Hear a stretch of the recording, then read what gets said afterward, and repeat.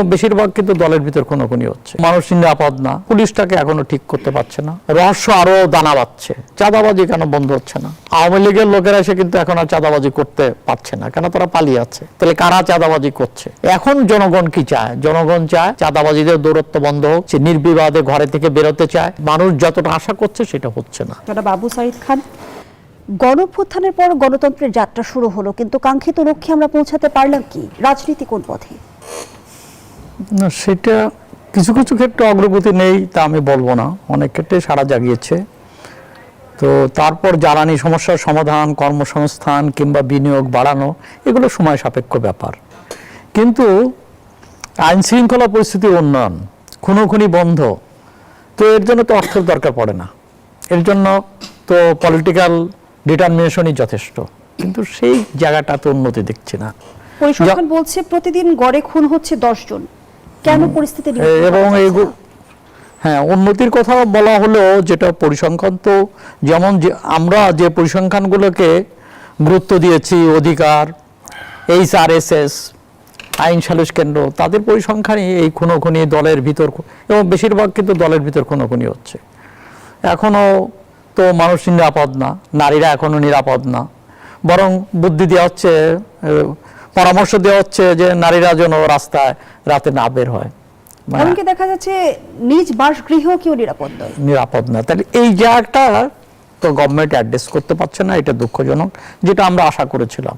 তো এর কারণটা হলো যে এর জন্য যেটা দরকার, যে কঠোর অবস্থানটা দরকার, সেই ক্ষেত্রে কিছু দুর্বলতা রয়েছে। যেমন পুলিশটাকে এখনো ঠিক করতে পারছে না, তো পুলিশটাকে তো ঠিক করা দরকার।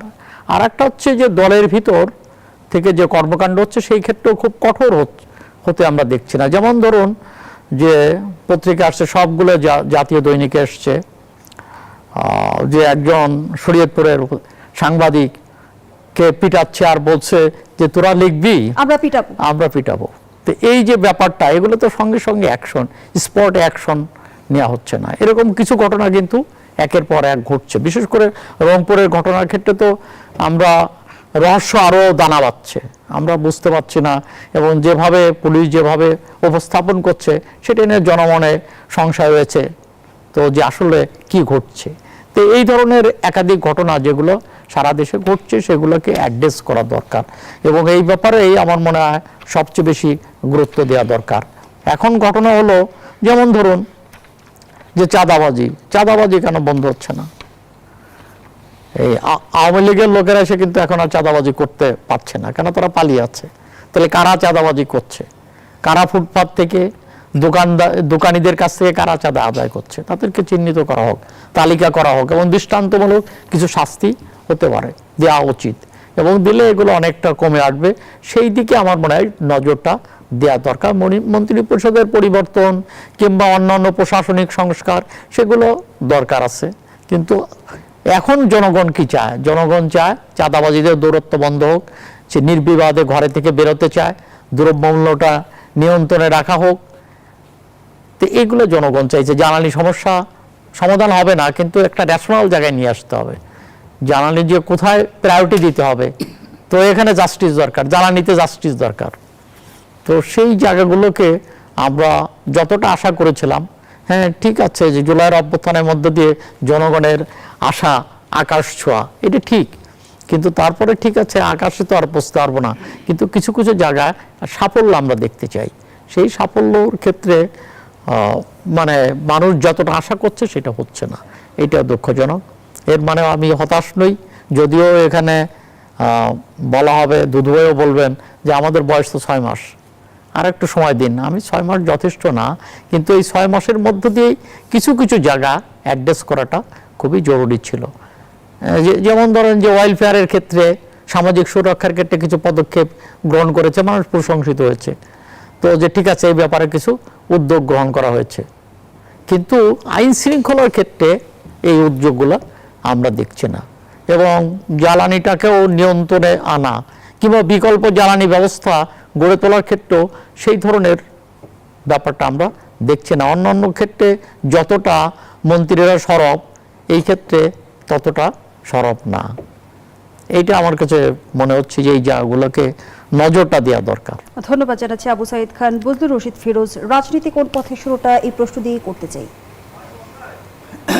ধন্যবাদ আপনাকে এবং আমার সহ আলোচক দুইজন, সবাইকে শুভেচ্ছা জানাই এবং দর্শক শ্রোতাদেরকেও আমি ধন্যবাদ জানাই। রাজনীতি তো নানা সরল পথে এগোয় না। রাজনীতি মানেই হলো আঁকাবাঁকা পথে এগোবে, সর্পিল পথ রাজনীতি।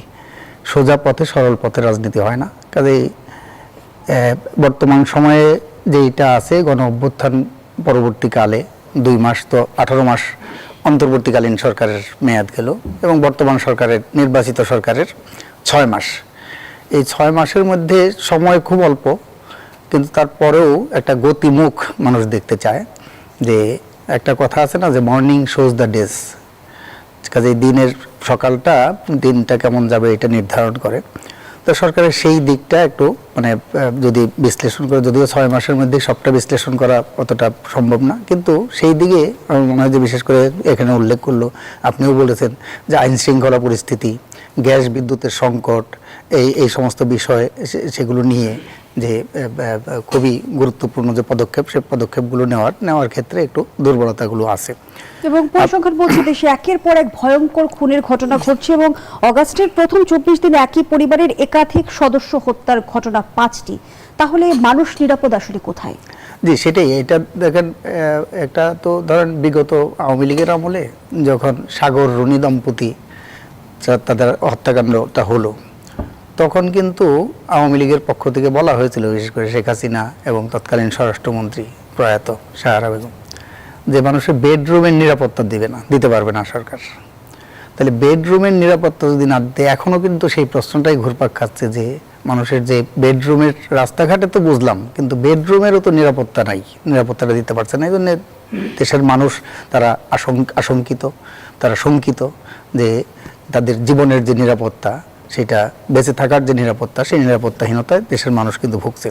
এবং সবচেয়ে লোমহর্ষক যে ঘটনা, সেটা বলছেন আপনি, যেটা বলছেন মানে এই আগস্টের এটা 5টা ঘটনা ঘটছে একই পরিবারের একাধিক সদস্য। এটা পত্রিকায় আজকে রিপোর্ট এসেছে, এখানে এটা 18টি ঘটনা ঘটছে।